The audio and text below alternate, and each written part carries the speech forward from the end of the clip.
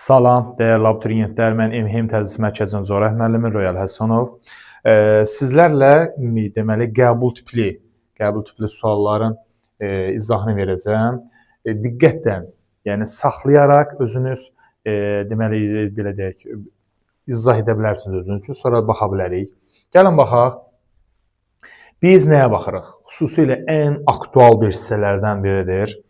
İqtisadi rayonların tipləri, yəni dünyada 4 aqrar, təbii ki, kənd təsərrüfatı yüksək inkişaf etmiş, yeni mənimsənilmiş, tənəzzülə uğramış sahələr var. Gəlin xüsusiyyətləri və regionları, yəni uyğunluğu tapaq. Səbəbi nədir? Doğru məlumat. Aqrar rayonlar, yəni kənd təsərrüfatı olan regionlardan söhbət gedir. Kənd təsərrüfatı üstünü təşkil edir. Bəli, bu doğru, yəni doğrudur. Almaniyada, yəni bu səhvdir, dəyərli. Harada?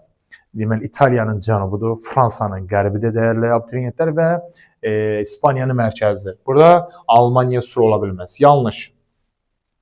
Yüksək inkişaf etmiş rayonlar. Bəli, elm tutumlu sahələr üstünlüdür.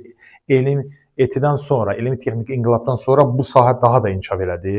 Elmi texniki inqilabdan sonra və İtaliyanın şimalı, Almaniyanın cənubu, Fransa, sonra London, bəli, bunlar və yaxud da ki, Kaliforniya, yəni Şimali Amerikada Kaliforniya qeyd edə bilərik.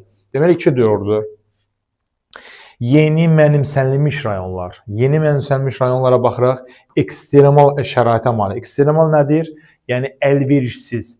İnsan yaşayış üçün ya səhralardır, ifrat rütubətlənmiş ərazilərdir, yəni daimi donuşulan qütb ətraf ərazilərdir, söhbət oradan gedir.